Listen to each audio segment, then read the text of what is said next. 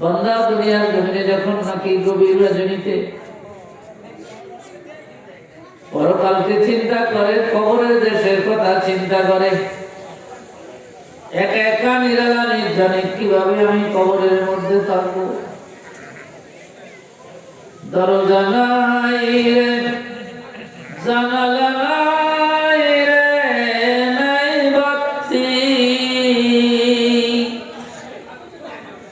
একলা কবরে হবে বসতি।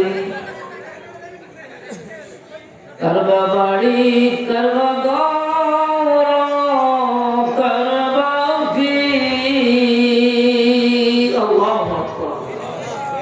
হাজিরি, বান্দা যখন নাকি গভীর রজনীতে পরকাল, কবর, হাসর, মিজানকে যখন নাকি চিন্তা করিয়া আরামের বুকে হারাম করে দুনিয়ার জমিনে যায় নামাজ বিছিয়ে 2 রাকাত নফল নামাজ আদায় করিয়া আল্লাহ পাকের দরবারে যখন নাকি দুইখানা হাত উঠাইয়া কাঁদতে আরম্ভ করে দেয়, চোখের পানি যখন নাকি তার থেকে বাহির হইয়া গাল পর্যন্ত আসতে দেরি হয়, গাল ভিজতে দেরি হয়, আল্লাহ পাক বলেন, বান্দা তোর চোখের পানির কারণে, তোর কান্নার কারণে আমি মাবুদের কুদরতি দিনের মধ্যে আমার উঠে গেছে, ঢেউ উঠিয়া গেছে।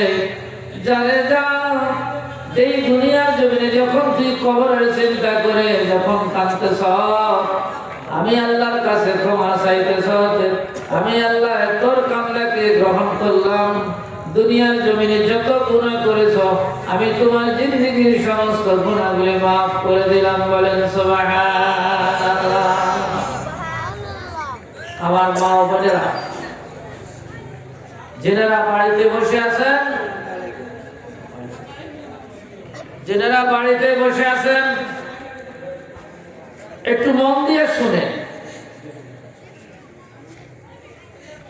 মেয়েরা মেয়েদের সাথে নিজেদেরকে কি করতে হবে? তুলনা করতে হবে। যেমন হযরতে বিবি আসিয়া ফেরাউনের বিবি, যেমন দুনিয়ার জমিনে হযরতে মরিয়ম ও হযরতে ঈসা আলাইহিস সালাতু ওয়াস সালামের মা,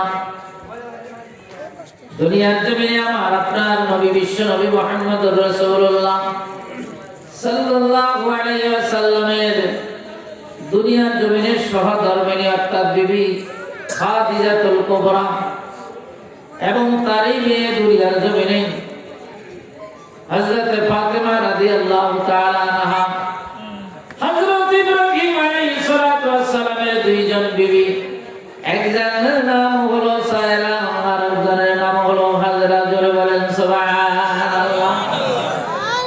এই তো নবীদের দরজার কথা চলিয়া গেল। তারপরে সাধারণ মানুষের মধ্যে আসেন রে ভাইরা, আমার মামার মা বোনেরা, বাড়িতে টেলিভিশনের দিকে আজকে চাওয়া আপনাদের জন্য সম্পূর্ণ হারাম। এলাকার মুসলমান আজকে পবিত্র কালামে পাকের মাহফিল হইতেছে। আজ এই মাহফিলের সম্মান দেওয়া প্রতিটি মুসলমানের উপর ওয়াজিব। অর্থাৎ দুনিয়ার জমিনে যেই ব্যক্তি আজকের এই মাহফিলকে অবজ্ঞা করবে, ওই ব্যক্তি দুনিয়ার জমিনে গুনাহ কবিরা করবে। আল্লাহর কাছে তওবা না করা পর্যন্ত আল্লাহ তার এই গুনাহ মাফ করে দিবে। জোরে বলেন নাউযুবিল্লাহ। ভাইরা